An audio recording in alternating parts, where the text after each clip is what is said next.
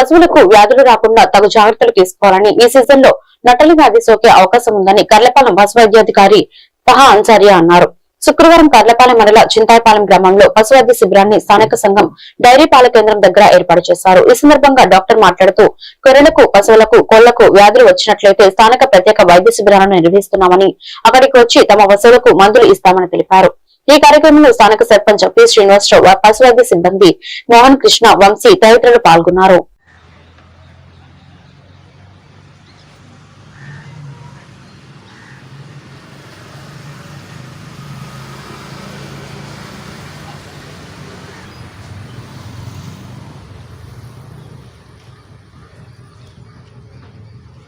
ప్రభుత్వం పశుసంవర్ధక శాఖ పశు పోషకులకు ముఖ్య ప్రాధాన్యం ఇస్తూ ఈ నెల 19 నుంచి 31 తారీఖు వరకు రాష్ట్రమంతటా ప్రతి గ్రామం నందు పశు పోషకులకు పశువు సంబంధించిన వ్యాధులకు నట్టల నివారణ మందుల్ని పంపిణీ చేయడం జరుగుతుంది.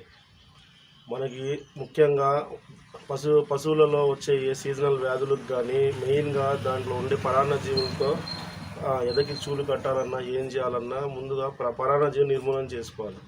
దానికి ముందుగా ప్రాధాన్యం ఇస్తూ గొర్రెలు, మేకలు మరియు పశువులలో కోళ్లలో కూడా మనకి పరాన్నజీవులు నియంత్రణ కోసము ఈ నెల 19 నుంచి ప్రతి గ్రామం నందు నట్టల నివారణ మందు పంపిణీ చేయడం జరుగుతుంది.